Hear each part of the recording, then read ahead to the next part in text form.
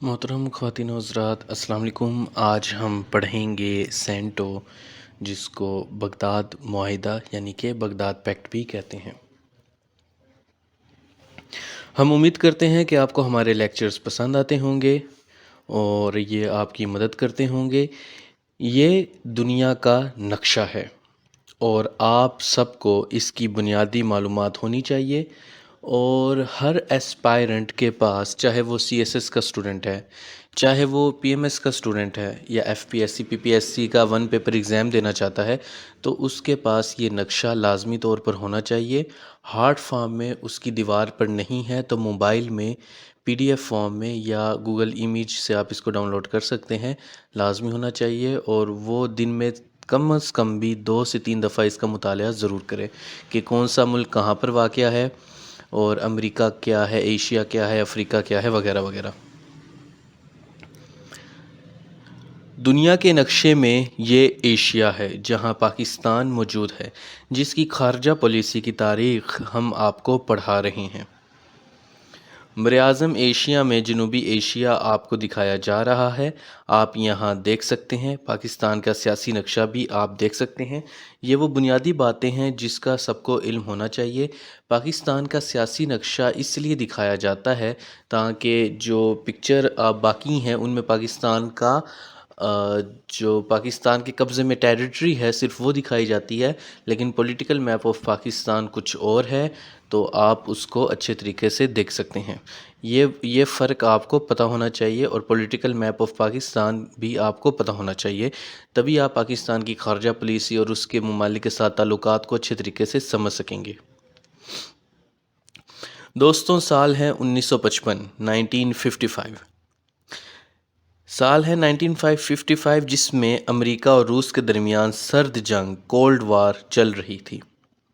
ایک طرف امریکہ اپنے سرمایہ دارانہ نظام، کیپٹلسٹ سسٹم اور جمہوریت کے لیے کام کر رہا تھا، تو دوسری طرف سوویت یونین اپنے اشتراکیت کے نظام سسٹم کے لیے دن رات محنت کر رہا تھا۔ انہی دونوں کی جنگ میں دنیا 2 مختلف نظریات میں بٹ گئی، اور چند ممالک ہی ایسے بچے تھے جنہوں نے کسی کا ساتھ دینے سے انکار کیا، اور ہمارا ہمسایہ ملک بھارت، انڈیا، ان میں سے ایک ہے جس نے دونوں سے فائدہ حاصل کیا۔ سینٹو کو مڈل ایسٹ ٹریٹی آرگنائزیشن بھی کہتے تھے، اور عراق کے نکل جانے کے بعد اس کو بغداد پیکٹ کہنا بند کر دیا گیا، اور اس کا نام صرف سینٹو رہا۔ یہ تنظیم 1955 سے یعنی 1955 سے 1979 تک قائم رہی تھی۔ یہ بنیادی باتیں آپ کو پتہ ہونی چاہیے۔ ترکی اور ایران نے اس کی ابتدا کی تھی۔ 26 فروری 1955 کو اس تنظیم کا آغاز ہوا تھا۔ ترکی اور ایران نے پاکستان کو شمولیت کی پیشکش کی، مگر پاکستان امریکہ کے بغیر اس میں شامل نہیں ہونا چاہتا تھا، مگر بعد میں برطانوی اور امریکی دباؤ سے پاکستان نے 23 سپتمبر 1955 کو تنظیم میں شمولیت اختیار کر لی۔ امریکہ نے مڈل ایسٹ سے خود کو اس طرح جوڑنا تھا کہ اس کے لیے معاہدے میں شامل ہونا ضروری نہیں تھا، اور اس نے تنظیم کا ممبر نہ بننے کا فیصلہ کیا، مگر امریکہ نے تنظیم یعنی آرگنائزیشن میں موجود ہر ملک کے ساتھ علیحدہ علیحدہ تعلقات بنائے۔ آپ یہاں پر دنیا کے نقشے پر ان ممالک کو دیکھ سکتے ہیں جنہوں نے سینٹو میں شمولیت اختیار کی تھی۔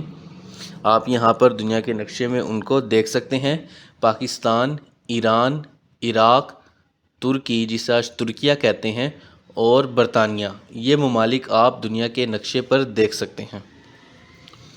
اس نقشے میں آپ اور بہتر انداز سے دیکھ سکتے ہیں کہ پاکستان، ایران، عراق، ترکی اور یو کے درمیان یہ معاہدہ تھا تاکہ یہ اکٹھے مل کر لڑ سکیں اگر سوویت یونین ان میں سے کسی بھی ملک پر حملہ کرتا ہے۔ یقیناً امریکہ نے اس آرگنائزیشن تنظیم کو سپورٹ کیا تھا، مگر اعلانیہ اس کا ممبر نہیں بنا، جس کی وجہ سے دیگر ممالک اس کا حصہ بننے سے جھجک رہے تھے۔ 1958 میں عراق کے حالات بگڑ جاتے ہیں، اور وہاں ایسی تحریک اٹھتی ہے جو عراق کے اندرونی اور بیرونی یعنی انٹرنل اینڈ ایکسٹرنل معاملات افیئرز کو بدل کر رکھ دیتی ہے، جس کا سیدھا اثر معاہدے یعنی آرگنائزیشن پر پڑتا ہے۔ معاہدہ بغداد پیکٹ کا اصل نام middle east treaty organisation METO تھا، جو کہ عراق کے تنظیم سے نکل جانے کے بعد سینٹو بنا۔ پھر اس کا ہیڈ کوارٹر عراق سے ترکی، جو کہ آج ترکیہ ہے، شفٹ کر دیا گیا، یعنی ترکی کا نام چینج کر کے ترکیہ کیا گیا ہے۔ تو ہیڈ کوارٹر ترکی چلا گیا اور انقرہ میں قائم ہوا۔ نیٹو کی ہی طرح سینٹو نے بھی کام کرنا تھا۔ نیٹو مطلب کہ نارتھ اٹلانٹک ٹریٹی آرگنائزیشن، جو کہ یورپ اور امریکہ کے درمیان ہے، جس میں وہ اکٹھے مل کر لڑتے ہیں کسی بھی ملک کے خلاف اگر کوئی ان میں سے کسی ایک بھی ملک پر حملہ کرتے۔ تو نیٹو کی طرح سینٹو نے بھی کام کرنا تھا، یعنی دوسرے ممالک کے اندرونی معاملات میں مداخلت کیے بغیر اس کی حفاظت کرنا، اور اس کا بنیادی مقصد سوویت یونین سے دفاع تھا، اس سے بچنا تھا کہ اگر سوویت یونین کہیں پر بھی حملہ کرتا ہے تو اس سے اپنے اتحادی ممالک کو بچایا جا سکے۔ اس معاہدے اور تنظیم کو لے کر ہر ملک کے اپنے چند مقاصد تھے، جیسے کہ مغرب سے وفادار رہتے ہوئے عراق خود کو زیادہ سے زیادہ طاقتور کرنا چاہتا تھا، اور اس نے جنوری 1955 میں ماسکو یعنی سوویت یونین سے تعلقات ہی ختم کر دیے۔ پاکستان خود کو طاقتور بنانا چاہتا تھا اور انڈیا کے خلاف اتحادی چاہتا تھا۔ دوسری طرف ایران کے وزیر اعظم مصدق ایران کو یورپ کی مدد سے طاقتور کرنا چاہتے تھے، مگر بعد میں تیل کے معاملے پر ایسے اختلاف پیدا ہوئے کہ برطانیہ اور امریکہ نے مل کر مصدق کا تختہ ہی الٹ دیا اور اس آرگنائزیشن کو بھی نقصان ہوا، مگر برطانیہ اور امریکہ مڈل ایسٹ اور اس کے تیل پر حکومت کرنے میں کامیاب رہے۔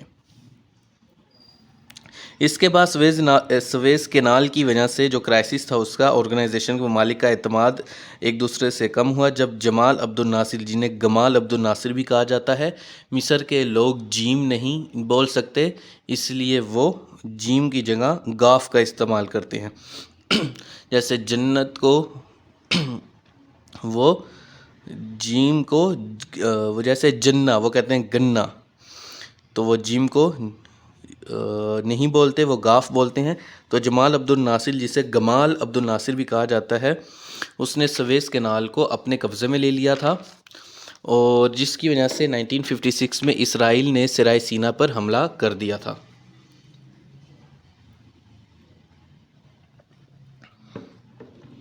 یہ سب آپ کو اگلے لیکچر میں پڑھائیں گے۔ تو فرانس اور برطانیہ کو معاملے میں آنا پڑا، جس سے اسلامی ممالک کی اسلامی عوام مغربی ممالک کے اور بھی خلاف ہو گئی، جس کا ڈائریکٹ امپیکٹ آرگنائزیشن پر پڑا، جس کے بعد 1979 کے ایرانی انقلاب نے سب کچھ ختم کر دیا۔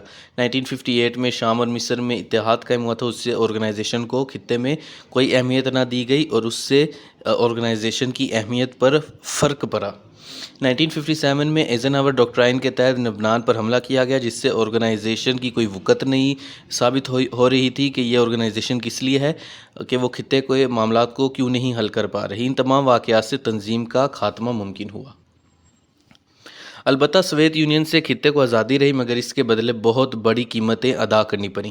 1965 اور 71 یعنی 1965 اور 1971 کی جنگ میں اس تنظیم نے پاکستان کی کوئی مدد نہیں کی تھی، کیونکہ اس تنظیم کا مقصد سوویت یونین سے لڑنا تھا، نہ کہ انڈیا سے۔ اس لیے ممالک نے انڈیا سے لڑنے سے انکار کر دیا کہ تنظیم کے بنیادی مقصد کے ہی یہ خلاف ہے۔ تو پھر پاکستان نے کہا کہ اگر ہمارا اپنا دفاع ہی ہم نے خود کرنا ہے تو ہم کسی دوسرے کا دفاع بھی کیوں کریں۔ تو ایران کے اندر جب انقلاب آیا تھا 1979 میں، تو انہوں نے آتے ساتھ ہی ہر قسم کی جو یورپی تنظیم تھی، ان کے مقاصد تھے، اس سے خود کو علیحدہ کر دیا، اور ایران اپنے تیل کا بھی خود مالک بن گیا۔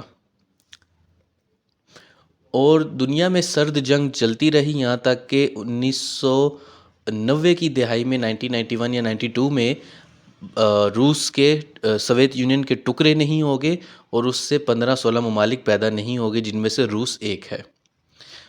تو یہ کولڈ وار کے دنوں کی بات ہے، تو ہم نے اس کو اسی پرسپیکٹیو میں اسٹڈی کرنا تھا۔ ہم امید کرتے ہیں کہ آپ کو ہمارے لیکچرز پسند آتے ہوں گے۔ چینل پر بار بار آنے کے لیے اور ویڈیوز دیکھنے کے لیے آپ سبھی لوگوں کا بہت بہت شکریہ، اور ہم امید کرتے ہیں کہ ہم نے آپ کے لیے کچھ اچھا کام کیا ہے۔